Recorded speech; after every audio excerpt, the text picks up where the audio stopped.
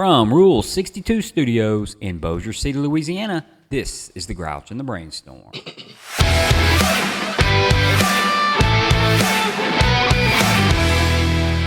Welcome back, Jill. Hello, how are you? Yeah, and I actually pushed record this time. Yeah, good job. I feel healthy. So I'm Mike, and I'm joined today by Jill, Hey guys. Chris, What's happening? Brad. Hello. All right, guys, we got Brad and Chris in the house. Hopefully we got some exciting stuff going on. So Matt is he took a couple days off. He took a It's necessary sometimes. a weekend hiatus from his lifetime hiatus. Very rare. Very rare for Matt to do such a thing. Matt gets to take a vacation from his vacation. So every once in a while that I guess everybody deserves one. Absolutely. So we can talk about him while he's not here. That's a fact. Yeah. That's what we do. Just kidding. No, we don't. No, actually, we don't. This, I think, is only the second episode he has missed. So, Wow. yeah, we're not going to dock his pay too Yeah. much. Okay, good. Yeah. He's probably using sick time. Well, he used all that up on his last hiatus. So, before we get started, a couple things. Number one is the website is up and running, grouchandbrainstorm.com. It's just as it sounds. If you want to get a hold of us, that's the way you do it, grouchandbrainstorm.com. And you'll see all the stats. I think yesterday we had 138 followers, which don't sound like a lot in today's that's up. world, but yeah, it is. It was, I think when I started looking at it, it was 119, and now we're up to 138 regular followers. It looks like about average of 50 listens an episode. We're getting there, man. Yeah. Well, I mean, it takes time. May will be 2 years. We still got a long way to go till May. Yeah. But probably about 72, 73 episodes. The one we're recording right now is season 2, episode 18. And we're in 20 countries. Nice. Yeah. So, and I don't know if this is like 2 or 3 people that go all over the world and just hit play. Like Jill just picks up and Yeah. goes to New Zealand and like, watch this. I wish. Hey, Mike, did you get that number? So, Man, I would think that you would have probably more than that because I talked to 4 people in the last couple of weeks that listen to your show, that they may not follow you, but they still listen. Yeah, I think that's probably what's happening. and it might be, and I guess some people might think it's a commitment to follow, and kind of like me, I don't like commitments. I mean, really, I don't like commitments. Or you just don't know how to hit the follow button. Or, That was me. Exactly. Or if you don't like notifications, Right. You can also turn your notifications off and still follow the show. But it does sound kind of like a commitment whenever we think about it. Mm-hmm. And so, I moved to New Orleans probably, I want to say about 6 years ago now. And I had never heard the word podcast. I mean, I'm sorry. Didn't know what a podcast was. I'd heard the word. I seen the app on my phone, and I would hear it more and more often about, and then one day a guy came up to me and he said something about Sobercast, which is a podcast for sober people apparently. And I was like, oh, I'm going to have to check that out. And I don't necessarily, not going to say I checked that particular one out. I kind of just Googled, whatever. And a couple of them came up, and they didn't hold my attention. So I was like, well, this podcast thing is pretty cool. I'm driving a long way back and forth between North Shore and South Shore. And so I like true crime. Oh, yeah. So I looked up this show, this podcast called TCAT, it actually accidentally came on my feed. A couple guys out of Dayton, Ohio, or the Ohio, Dayton area. And I listened to them. And I started thinking, man, I would really like to do something about this for recovery. And so I listened to them for about 3 or 4 years before I ever made the decision to even do this. Wow. So I got, but I kind of listened to what their listeners had to say when they would call in, and the banter between the two, and kind of their chemistry. And it gave me the idea of maybe I could do this myself. And then actually after that, the research and all that stuff came up. So, but that's weird how, podcasts have become a regular part of our lives. And they're all different. You got to find something that really grasps your attention. You know, like when I first started coming up on podcasts, and I never even got into them until I got into recovery. It was like I was transitioning into this much older, wiser man. Yeah. And, it's you know, beca- music's great, don't get me wrong, but, you know, it's always the same thing on repeat, whether it's Pandora, Spotify, whatever the case may be. But podcast, you know, like a lot of those crime ones, some of them they're reenacted, so it's the same person that's kind of like reading out of a book, kind of. But with this, when you've got different views and opinions, and it's just you got to find what grasps your attention. Yeah, I mean, there's podcasts on fishing, Everything. cars. Yeah, I have a podcast I listen to and I love it. That's the one on the murders in the Colorado mountains or something. It's a National Park After Dark, and it's about mysteries, murders, survival stories in the wilderness and national parks. I love it. Yeah. You ever been lost in a Disappearances? national park? I have gone. I wouldn't say we were lost, but we were off trail in Rocky Mountain National Park. But I've been all over that park because I used to work there and I lived there. So I wouldn't say we were lost, but we were deep into it. But there was a group of like 12 of us, Oh, good. and I think they've done it before. So good navigators. Yeah, at least if you go, all 12 of you go at the same time, you know.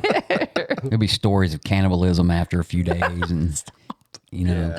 It was wonderful though. Going off trail, there's something about it. I love it. I got lost snow skiing in Yosemite.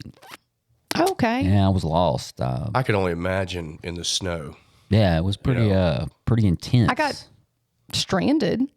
Well, maybe mine was stranded. I knew where I was. I didn't know where I was. I was in Yosemite. And I was in the middle of the mountains in a blizzard. It was horrible. And I had to hitchhike home. You hitchhiked? I'd never done that before, but we'd been on the snowmobile for for a while. And he went to go pack the snow and never came back. Oh, no. He came back later on that night because he had to I'm walk to all get the a way gallon back. of milk. Yeah. It's my first time in snow. I mean, I was scared. How you like snowmobile? Not a fan since Let me tell you. that time. You know, you buy your first snowmobile and everybody thinks you're crazy until the ice storm hits. Okay, so it's really cold. Like your face is frozen. Yeah, they're fun. The first time I'd ever got on one was I went to my last school that I went to in the Army was up in Pennsylvania, and every year they have this huge week-long tournament where tri-states get involved and they come out there for a week, and you enter $25-$30 and you just go out there and fish for pike. So you Yeah. get to drill your own whole auger and take your auger out there, and people will drag little campers out there on the lake, and I mean that ice is 6 to 8 inches thick. So people got fires inside their campers. sounds so and much stuff. fun. It was awesome, but yeah, it was my first ever experience on a snowmobile. I can't I say, wanted a snowmobile ever since. I can't say I've ever been on one. Oh, man, And they're I don't fun. think I ever want to. They're I fun. do not like the snow or the cold or. I love snow. Actually, there's been years before where I have just got in a car, and you know, this is the recovery podcast, so some of the benefits of recovery is like after I got sober, before I got sober, I didn't do anything, you know, at all. I got 38 years. I didn't really. Really? You know, I had a good job. You know, I always went to work, but besides that, it was just drinking. Yeah. And so I never really got out there. Once a year, the family would go to Destin, Florida, right? But I think I was about 2 years sober when we started just taking trips. And there were years where we would just drive, me and my son, Right. drive to the snow just to go, hey, let's go see some snow. Right. And one night we just got in a car on a Friday night and headed to Canada. Went to Canada. We actually couldn't get in because we didn't have we didn't have any form of passport or birth certificate or, you know, driver's license. You know, some of the small stuff you need. We couldn't get into Canada, you know, and the people at the gas station down the road from the border said, hey, don't go because if you turn around, they're going to follow you and search your car. Oh, wow. Yeah, and I'm like, who? The Canadian police? Because, Yeah. I mean, like, they're not going to follow me back into the shirt. And then she's like, dude, just don't play with it. And I was like, okay, you know. I'm going to trust your opinion on that. And then I bought that windshield washer stuff she's trying to sell me and got out of there. Apparently, it gets. You're talking about North Right. Dakota on the border. Oh yeah. Cold. Cold, 2 or 3 o'clock in the morning. Yeah. I mean, Yeah, that's fishy. yeah. Fishy business right there. Well, the whole town was froze. No, I'm good. I mean, frozen. Like you're sliding down the road, and we were in a sports car on top of that. So just nothing. It was fun. Don't get me wrong. Me and my son spent a lot of time together. Early recovery, though, me and my daughter, spent most of the time together. Yeah. And which brings me to the subject, that we're gonna talk about today. And so then this is not a sensitive subject. So if we have a listener out there that thinks that we're talking about you, we're not. This ain't got nothing to do with any one person. It has to do with individuals and decisions and how we make the balance of life versus AA. Pretty simple, right? So if you're a 3 meeting a day, 7 day a week person, hey, I don't see anything wrong with that. If you have that kind of time, or if that's what you want to do, nobody, this ain't about our opinion. This is about just our experience, right? There's no grouch and brainstorm, which makes the name of the show. But I tell you what, when I first got started, I went out and bought all the books. Oh yeah, Central Office, Living Sober. Like I'm going to read all this stuff, right? I'm a while sober and I've never read all this stuff. Not that there's anything wrong with reading it. I just, you go by it and you carry it around. And just iPads were kind of really not really a thing back then. They were new. Now I have an iPad that I carry around, has all the books that you could possibly ever download on it. You could pull that up just like by saying what words you're looking for. I mean, It's insane. But back then, it's almost like going to college and you have a backpack full of stuff, right? That's what I did. In college? No. Well, that too. But no, when I went up to Central Office and got all the books. So, yeah, I did too. I went up there and it was hard to explain. It's like you see all these books and you're like, wow, and you can smell that bookiness coming off of them and you want to buy them. And then you different meetings. Like I bought 24 hours a day, right? The Hazelton, or is it Hazelton? I don't know who makes it. But 24 hours a day book, and I go to a 5:30 meeting, and somebody reads out of the 24-hour day book, and then a old timer's like, we don't read out of that book. That's not AA approved literature. And then you're going, oh man, that guy's gonna get it after the meeting. Right. Somebody's gonna de-soberize him, So I put that book to the side, and I'm only reading Daily Reflections because rarely have we seen a person fail. Yeah, so I want to do what that old timer's done because, but then you go to the noon meeting and you got another old timer reading out the 24-hour day book. And I realize now, all these years later, that those old timers are no different than me. They've just been sober a lot longer. Right. But finding the balance, I was a first 3 months was a 3 time a day. I did do a 90 and 90, which turned out to be a 2 year and 2 year. I didn't miss a meeting for 2 years. Wow. I went to a meeting every day for 2 years, and I can't think of one day that I missed. And I had a little routine, and I had to stay in my routine. Now that routine only allowed me to sleep about 4 hours a day. And so, hence, that's where I got used to it. I know, Jill, I see you shaking your head. Jill sleeps about 18 hours a day. 18. That's And so no she joke. stays awake for 4 hours a day. Let's just, Complete opposite.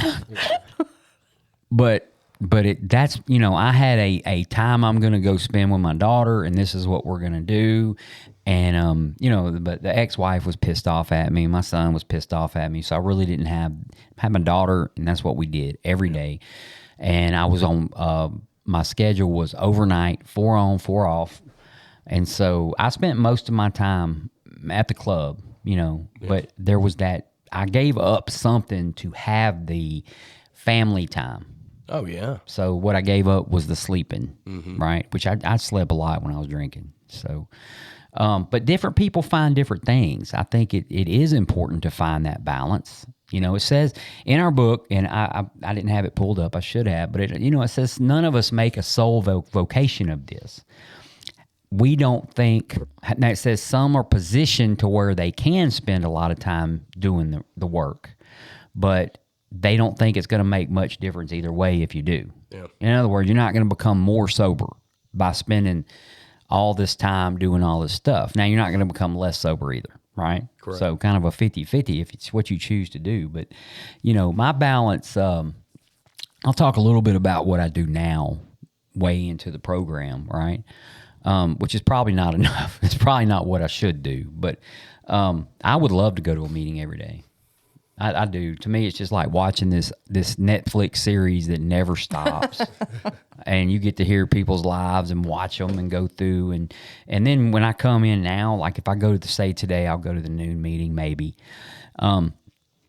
And I'll hear people say, oh, that's so-and-so, and they've been doing so-and-so. And you're like, oh, I missed all that, man. Mm-hmm. Like I missed 6 episodes of an entire season, Yeah.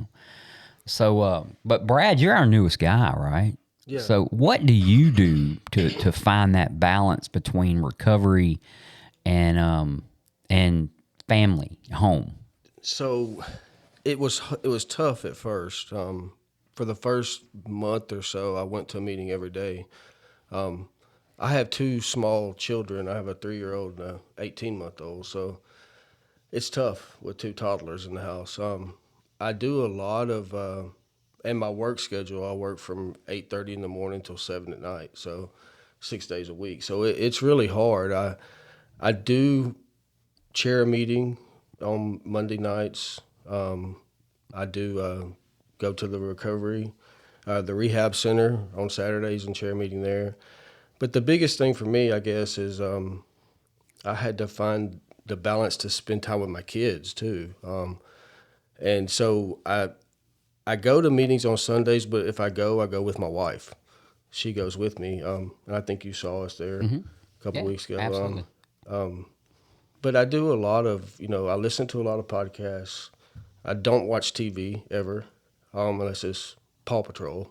It's good stuff, man. Yeah, hey. I've heard good things. Yeah, so that, and then I do Zoom meetings a lot too. I know I've heard a lot of bad things about Zoom meetings, but I found one that I really like, and That's I do important. that every morning. So I still do a meeting every day, that or listen to podcasts, and I found some good sobriety podcasts out there. Yeah, there are some good ones. I the ones back then I found, just didn't hold me. Yeah. They were good stuff. Right. I think most of them were back-to-back speakers, so I just Yeah. didn't want to listen to. A lot of stuff them I are couldn't relate to. older speakers, from back in the 70s or 80s, and those are kind of hard to relate to. Well, their audio was horrible. Yeah, it was very bad. they're talking. Talking 15 feet from the mic. And, Remember Babe Ruth when he gave that? Yes. That's what they all sound like. I'm the luckiest. And going back to your comment about the Zoom meetings,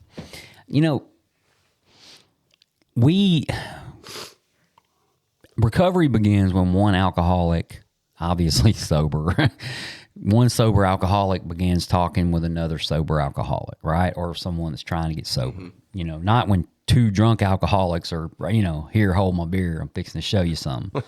And nobody likes change, especially us. I think sometimes when we have change, we might feel threat to the way we live. And I think that Zoom might be, now, this is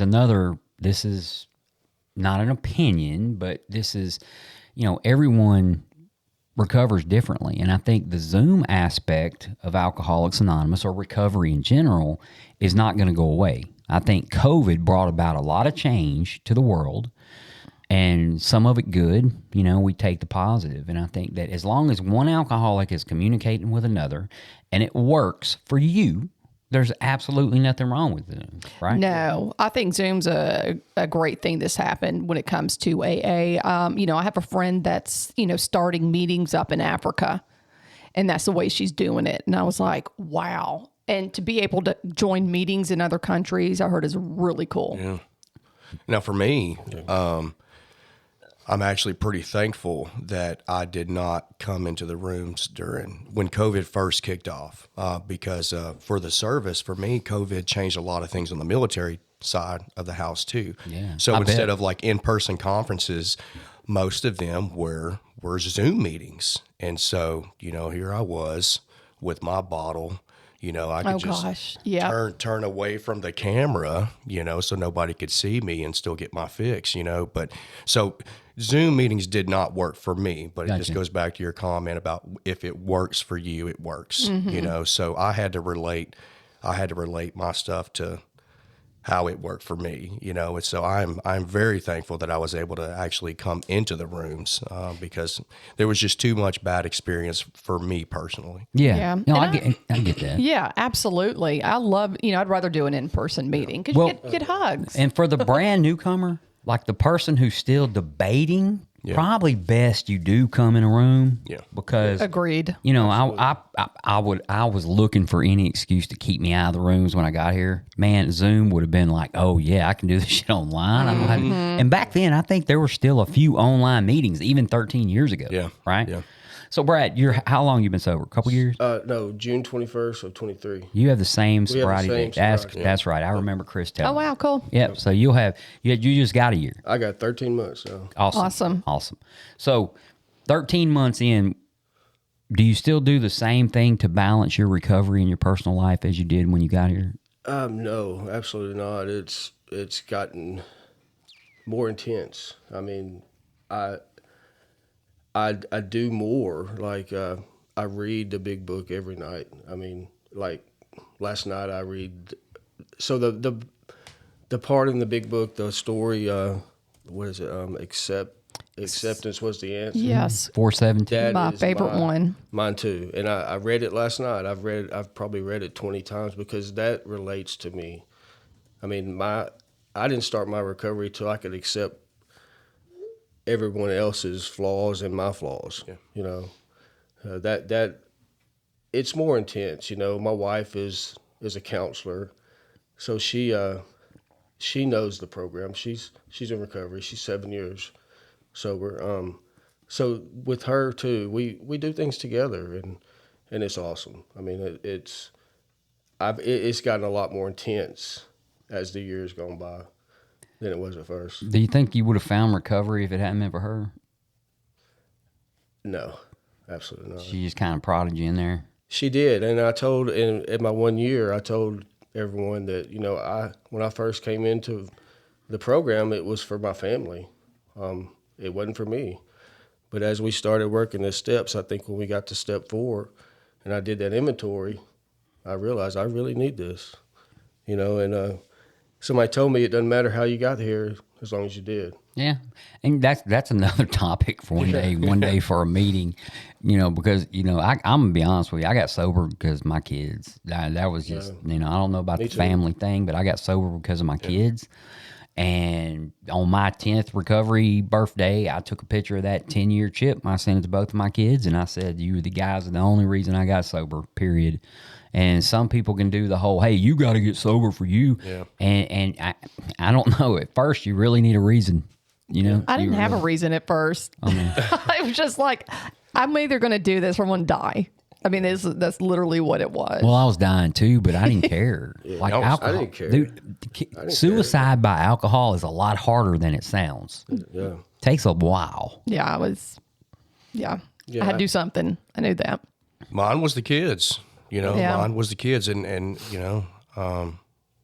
I would love to sit here and say it was the my wife that got me in here, my parents, my family, but my kids were the biggest reason, and I just wanted to be a part of their lives. Yeah. I relate, my fatherhood and my experience raising my children and how my childhood was with, my parents, and it's night and day. And you always want to give your kids more than what you were given. And, but my kids were the thing. I've said it before on the podcast, and I've said it in meetings before, that game-changing moment for me was, after that DWI, May 14th of 2022, I was in the city jail for about 12 hours, and my wife came and got me, and she didn't want anything to do with me. She didn't even want me in the vehicle with her. And so she took me to my car that was still parked in a private lot at a gas station, And I went home.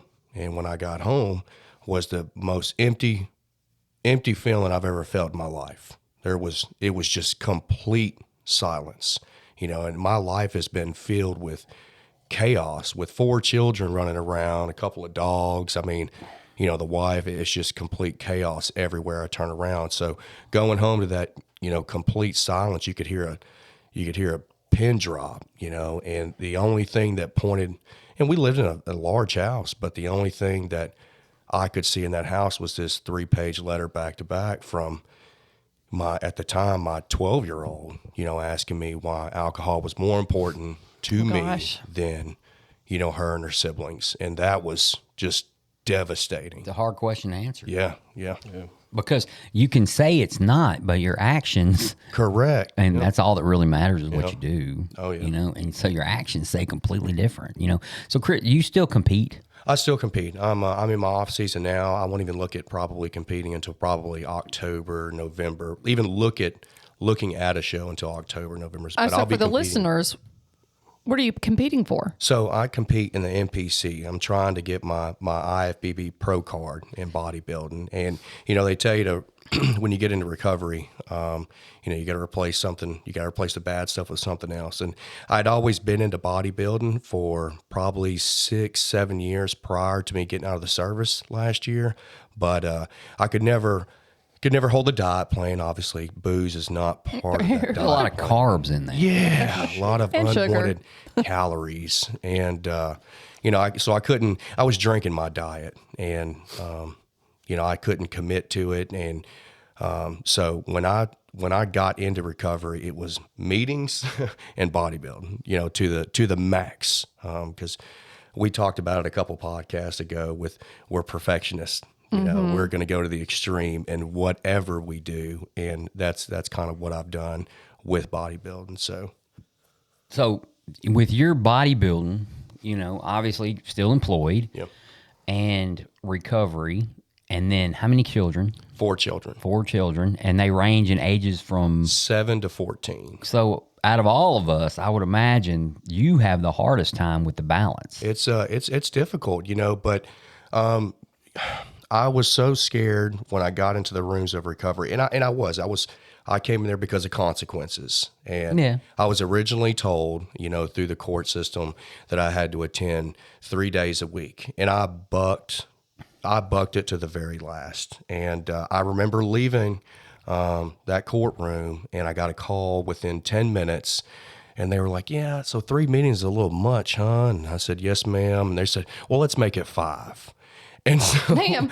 I was like, "Well, that's that self-will run riot, right?" I tried to control it. I wanted to control how many meetings I went to, and I tried to justify, having 4 kids and still being, full time in the service, and being out of town and deployments, you name it, and it didn't work. That was just self-will. So, it was extremely hard for me to come in. And just do 5 meetings. However, I did one every day. And I felt like, because I kept hearing from all the old timers, 90-90, 90-90, 90-90. And I felt like if I missed a meeting, then I was going to go get drunk.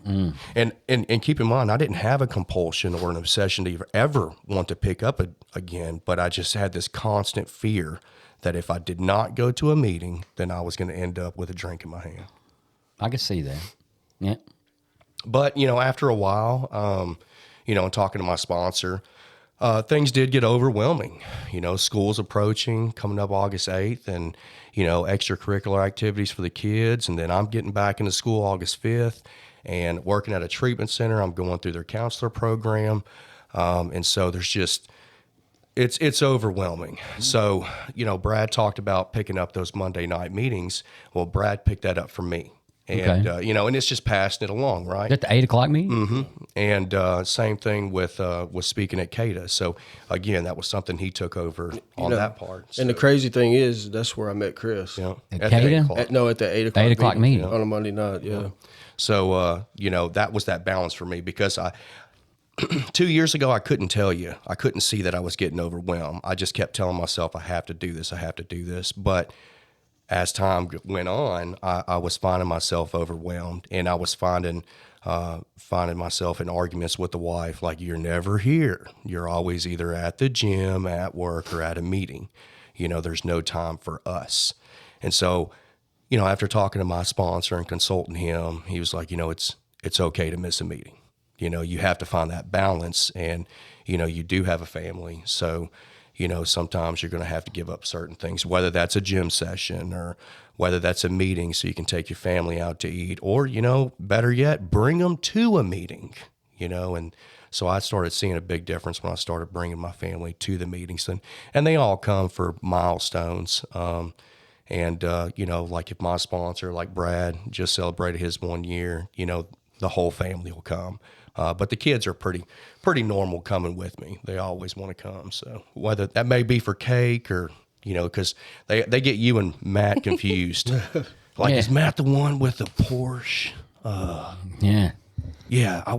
Does he want to buy me one when I get my driver's license? I mean, but no, it's but they've grown to know just about everybody in those rooms, and that's pretty cool. My kids were like that too. Yeah. You got to remember now.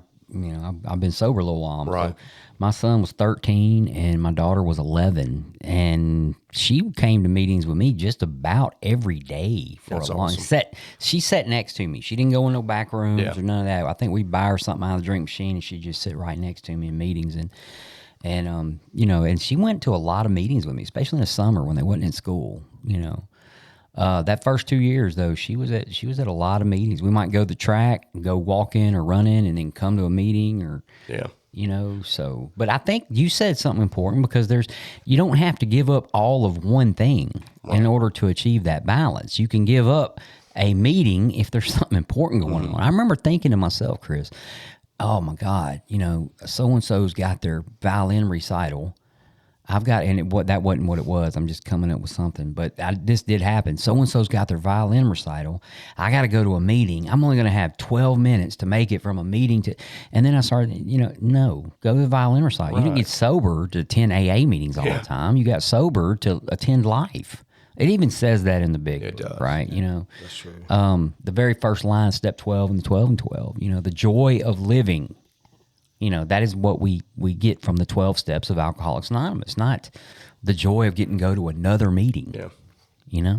Yeah. Jill, what about you and your balance? You got the farm here, you got... Yeah. And I don't think that really has much bearing on whether or not I make a meeting. I think all these years has been me, well, not now, but more so in the beginning. I had to go to a meeting almost every day for a year. And after that, I kind of stepped a little bit back, but I'd make a meeting like, I don't know, once every couple of weeks.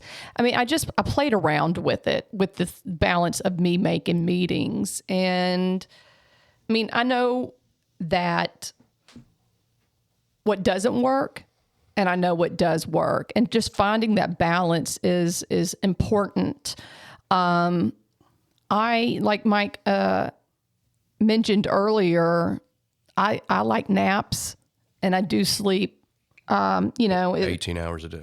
Well, it's not a depressive thing. I am highly overstimulated and highly sensitive to like the world, everything you can think of. I work in an incredibly chaotic atmosphere. And I need a lot of downtime, and like finding that balance with that is sometimes hard for me. Because it takes me a long time to readjust or to come down from work and all. And, I just feel like sometimes I do really good with meetings and sometimes I don't, but it's like, the thing is, like, I'm in a really good place and I know how to balance that. If that makes any sense. It just varies with me because I've changed it up so much. I know that I'm at my best when I make more meetings. But I've also there have been times when I'm not in as many meetings as like a couple of meetings a week. So it just has varied. But the thing with me is that long as my emotional health, spiritual health, and mental health are all aligned, that's balance to me, and that's the balance that I need. And you can quickly, when that's starting to get off balance. Oh, yeah. I'm not saying that my recovery is based on that, but those are, that is the benefit of meetings for me, is that balance. And the thing is, I stay involved. I stay involved. I do, this podcast, I make meetings, I work with my sponsees, I work with my sponsor, and I do this also for my career. And I'm not saying this should ever take the place of my recovery, because I've seen this happen to tons of counselors and, people in the recovery business.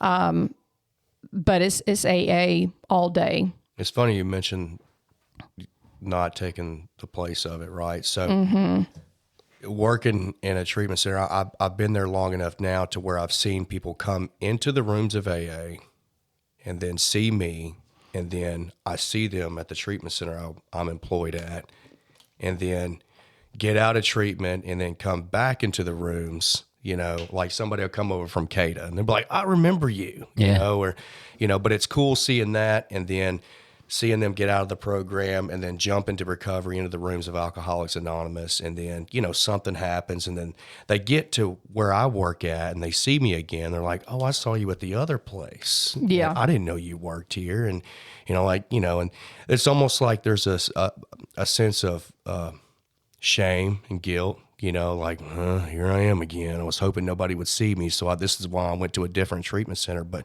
one thing I can tell them is I didn't get it on the first try either, but we're just glad you made it back. Yeah. Absolutely. Because a lot of people don't make it back. So. Absolutely. I just think, balance is important for recovery, and it's in every aspect of your life, because, as alcoholics and addicts, we're black and white. There's not a whole lot of gray in between. And so, either we're all the way in, or we're not in it at all. And so, that is the balance I'm looking for, right there in the middle. But it is hard balancing life. I don't have, a family of my own, and I can only imagine what that looks like for you guys, and having to juggle all of that. It's hard. If anything physical happens, having to juggle, that, and making meetings and whatnot. But, long as I'm, practicing the principles in all my affairs, and I am, maintaining sobriety and doing what I can do at the moment, then it's all good. Yeah. And to Jill's point, seriously, and not knocking anybody, I've seen people who attend meetings daily, come, they have they host or whatever, and they're the, I'm not a specific, but I've seen them go back out. Oh, yeah.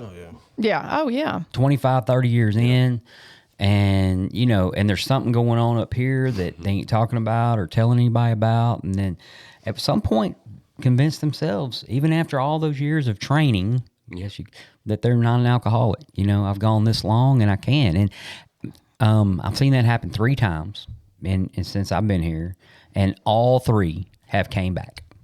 That's good. Yeah. All 3. Yep. Yep. Now, some of them came back after a little legal trouble. Yeah. But they all 3 came back and said, oh, made a mistake, got to start over. Now, one of them may have passed by now. He was way up in years, when this happened, and this happened 10 years ago for this particular. So he may not be around anymore. Haven't heard one way or another, but the other 2 are still around. Still going to meetings and still telling their, hey, look, even after so many years, I didn't get it. I had to go back and try some more. Mm-hmm. But the good news is they made it back. Yeah. The bad news is that it can happen.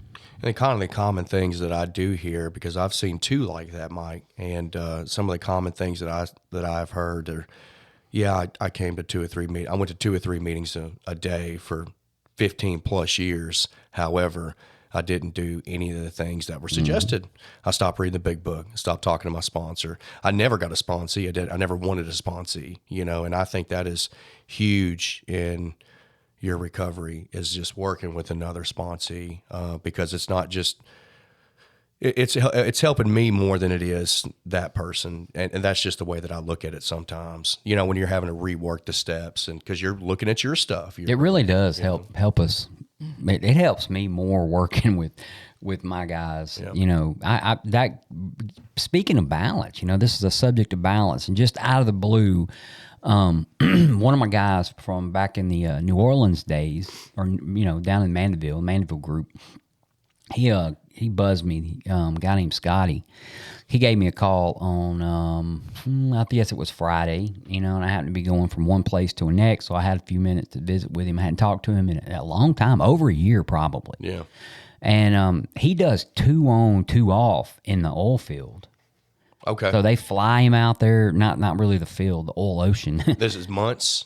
Weeks. Okay. But they fly him out for 2 weeks, and then so he's got 2 weeks away from family and 2 weeks away from AA. Yeah. And then he comes back. Talk about being in a pickle. Do I spend time with my family? Do I go to AA? He manages to balance it, and he picked up I think a 5-year chip deal. Good. That's awesome. So that's pretty cool. And if it's not 5, it's even more than that. Yeah. But and I remember when he came in, he didn't really want to be there either. A lot of them, it's funny to look back when the people, when they first come in, they don't want to be there. Yeah. Like, who the wants to be here? And then you don't want to be anywhere else. So like if they get there, like they'd be like, if you had my life, you would drink too. Mm-hmm. And then you get a few years, and they're like, if you had my life, you'd be sober too. Yeah. Right. Yeah. And I mean, isn't that? Cliche. But you can't get it without the work, right? Yeah. And you sure as hell don't need the problems at home that that can arise from just not paying attention to your family. And the big book, remember, written in a whole different time. A lot of these ladies didn't work back then. They were housekeepers. So, their husbands came home every day, and, now most families, both parties work. I'm guessing most. I don't know a percentage, but I would imagine. And so at the end of the day, you have 2 or 3 hours, I guess, if you're going to spend time with each other. Do you want to spend that time at, or do you want to spend it here? And so it's just finding that balance. you got to find. You got to find what. It isn't about priority. It isn't about It's about not overdoing any one thing. Yeah. Because I can overdo AA just like I can overdo. And there are people that probably don't like that. But I can tell you now, some of the guys that were here when I got here, that were telling me some things, now all these years down the line, they go to 3 meetings a week, Monday, Wednesday, Friday, and don't go to every business meeting. They go to most or some. I mean, some of the things that just, they've had to find the balance, the older they got as well. Yeah. And you don't know that right out of the gate. When you get here and you get preached to service work. And, my first year, and I still do quite a bit of service work today, but it's okay now I know the difference, and now I can say that's too much for me, or I can't do that right now. But again, that's fine, that balance. And, for me, I was overdoing AA instead of trying to balance work and home life. And, but it just took time. It takes time, just like it takes time with this recovery. Yeah. Yeah, it took me almost a whole year to find that balance. And once you find that balance, everything is smooth. Like this week, I had a horrible week. I mean, it was first started out with jury duty on Monday, and I'm thinking I'm a felon. Why the hell am I at jury duty? When I went to the courtroom, it brought back memories of when I was in court. Yeah, I bet it did. And I was like, man, they asked me the question, have you ever had any kind of dealings with court? And I'm like, oh, yeah, I have. But that went well. I went to the meeting that night, and I vented, and it helped, And then Wednesday night, our air conditioner went out in our house. Oh gosh. At least it's been cool this week. Hey, that's not the worst part. Oh, of it. God bless. It gets better. Hang in there. better. It gets worse. So we got our air fixed. It was a capacitor, easy fix. Oh, the flux capacitor. Yeah, the flux capacitor. Then that night I get home and my son's bedroom is flooded. Nothing to do with the air conditioner. A water line busted in the wall. But out of all that, my wife and I spent half the day together Friday by ourselves, and we had a great day. So I'm able to see the good things that come out of the chaos, if that makes sense. No, it does to me. Yeah, absolutely. So there are times where, for some reason, I don't know how this works or how, the Lord does it, but things that are negative tend to happen in clusters. Yeah. And you can do one or two things. You can just get super flustered and not get anything accomplished, or you can just kind of work right through it. Oh, yeah, but before I became sober, it would have been the end of the world. Yeah. Yeah. No, I get it. Well, and the thing is, like, life's going to throw you curveballs, and it's still maintaining balance when all that happens, because major life stressors and those kind of events are things that stress us out to the point that we get off balance and we relapse, and it's just maintaining that balance again. Yep. And it's a lot of it has to do with balance. I've seen people. I guess where I'm going with a lot of this and what makes me think about it, I've seen people go hard, especially the ones that are kind of court ordered to be or work ordered to be or something. And they go hard for long years. And then all of a sudden that is lifted. Life is good. Mm-hmm. And you don't see them again. Right. Or you see them very rarely. And they stay sober, don't get me wrong, right? That's their business. None of my business. But I wouldn't want to see one of my guys, after a certain amount of years stop coming because he didn't balance out the first part and then not be able to get back. Well, that happened to me. I was, when I first got sober was May of 2016. I stayed sober for 6 years because I was in drug court. I had to go, and I had no choice, but I never worked the program. Then 6 years later, I relapsed, and then I'm coming back from that now. So, I mean, it was, I was held accountable to be there, but once I got out of that, I had nothing to do with AA. It's like you have that motivation factor, it sets that timeline. Okay, 5 years left, 4 years left, 3 years left, and then you're down that last nitty gritty 30 days, and you're like, whoa, man, 30 more days, and I ain't gonna put up with none of this crap anymore. Yeah. But you see what happens, Yeah, and not everybody, of course, but. Some people will range for years. Well, I mean, my wife was the same, but she continued to stay sober. She does work in that field, Right. But she took it and ran with it. Yeah.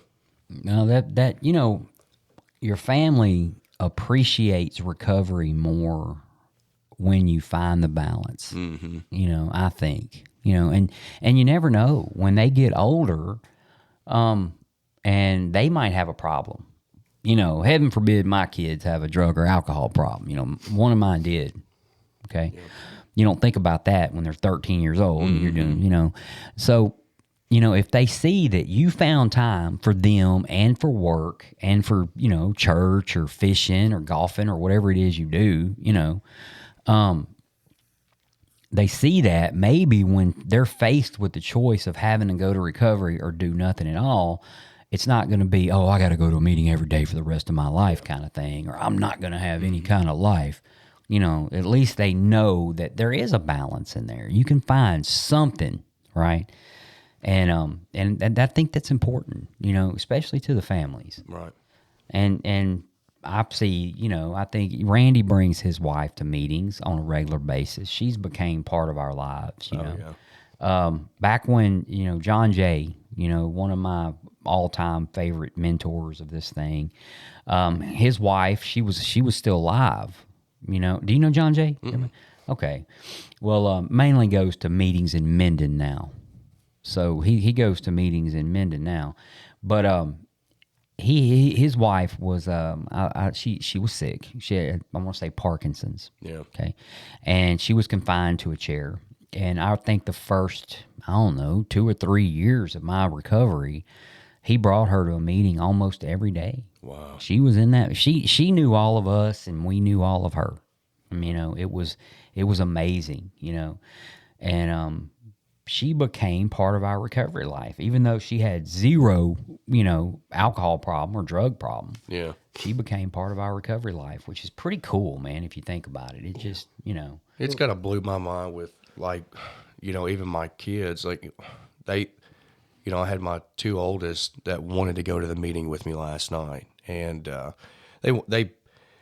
they've grown on to people in those rooms like their family, and they look at my sponsor, look at Cal as Uncle Cal. And kind of a cool thing about that was when they were like, is Cal going to be there? And I was like, well, I don't know. I mean, maybe not, but we get there and he's not there. And they weren't devastated. They were still glad they were there, but they're like, man, Cal should have came, right? So they wanted to take a picture and send to Cal. And so I sent it to him and said, these girls are not happy with you. And so he was like, my bad, And anyways, he called. He's taking them to see a movie today, and I'm taking my son to see a movie. Oh, that is awesome. But that is really cool. Well, Cal had been out, last 6-7 weeks out of state, and he came back, and we celebrated his 7-year sobriety. Isn't that is just insane to me. I watched Cal come in, man. Yeah. Just sometimes time just slips away from It does. But it was cool because, we celebrated his 7-year sobriety, and,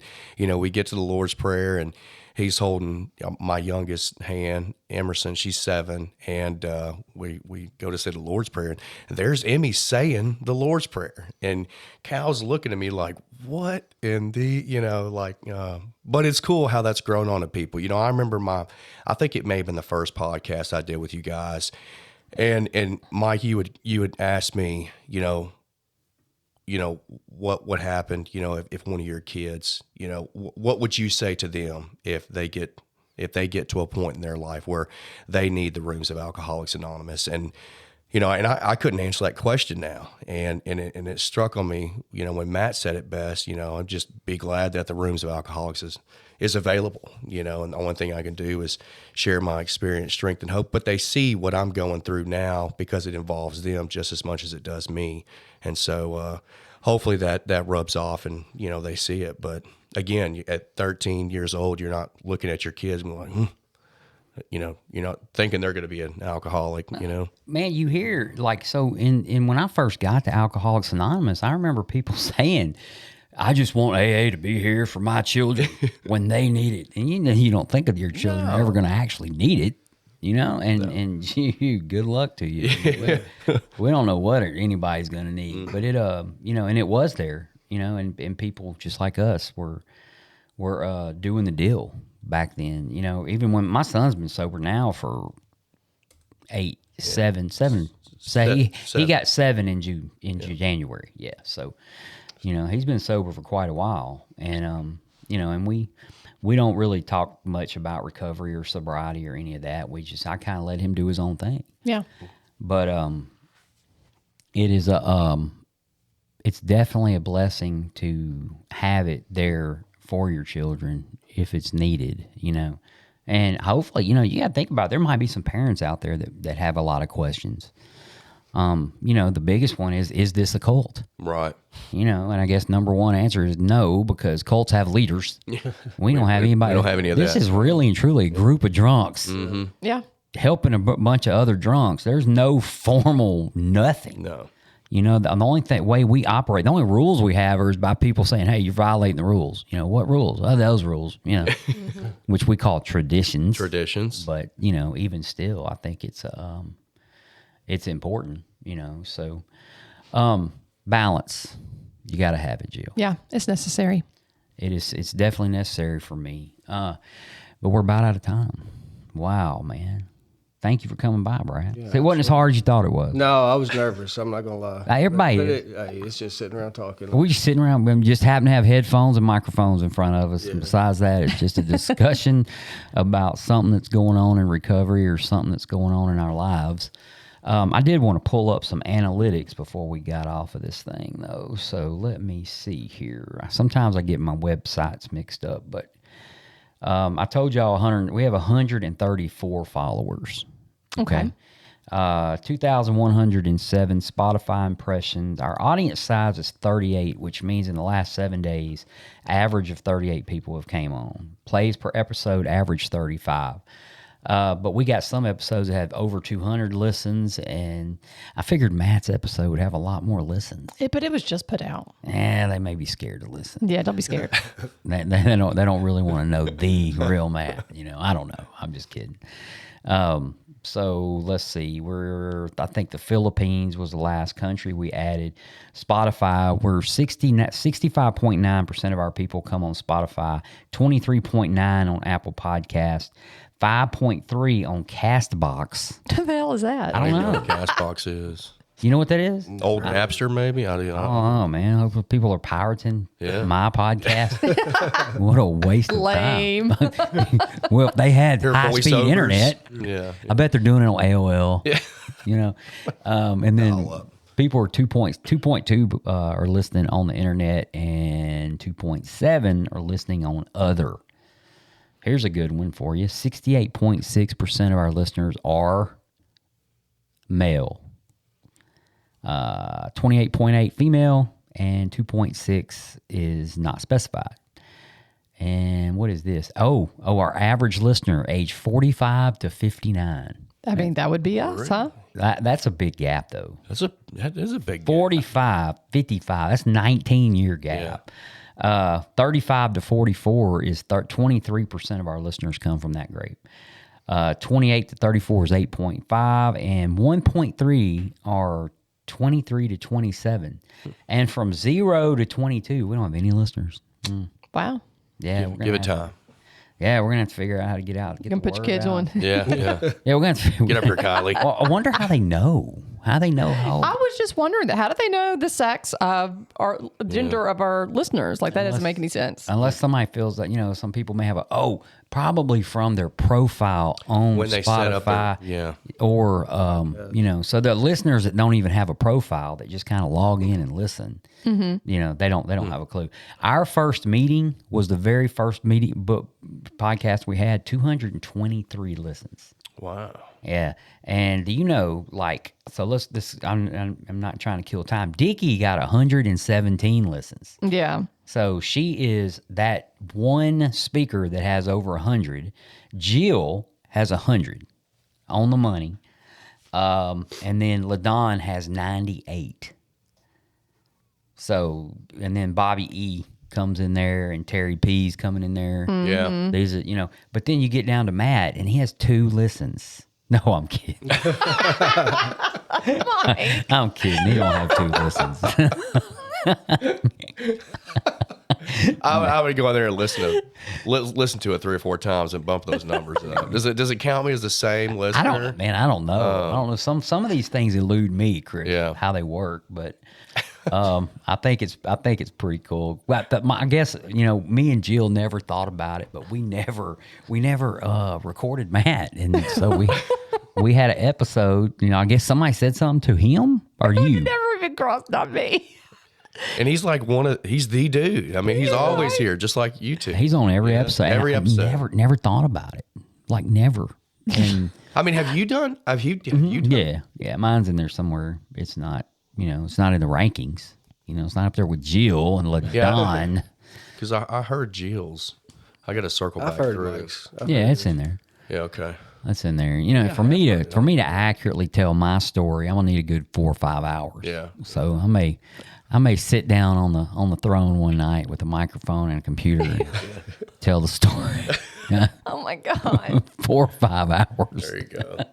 Well, I'm listening to we were talking about at the beginning of this thing, listening to podcasts, and what grasps your attention. I've been listening to a lot of Sean Ryan lately, and a lot of it are he's a former Navy SEAL, all military operative, blah blah blah. But some of those things just really grasp my attention. But they're like 5 to 7 hours long. Yeah. And so it takes me about a week to listen to it, because I'll listen to it on the way to work, on the way home, on the way to the gym, whatever the case may be. So those are really cool, but these short ones, I can listen to that in a day. Well, so AA meetings are for an hour for a reason. You know, you don't want to get anybody bored or lose attention. And I did the same thing with here. I just didn't want to. Us hours plenty. Yeah. Give you a good listening hour, and good Lord, some people have to break an hour podcast up into 2 parts. If they, it's 20 minutes to work, 20 minutes home, maybe 3 parts. Yeah. Maybe hopefully some people are sitting in their car. Not late for work, but sitting in their car going, okay, I'm going to try to finish this, right. And hopefully it's good. But, so Brad, thanks for coming. Yes, sir. Chris, as always. Yes, sir. Love having you here. And I'm sure we'll have both of you back at some point, and maybe next time, maybe not so nervous. And, yeah. Absolutely. And when you're ready, we'll get you back and tell your story. There you go. Absolutely. And that's always a cool deal, man. So, we've been in Bossier City, Louisiana at Rule 62 Studios, and this is still the Grouch and the Brainstorm.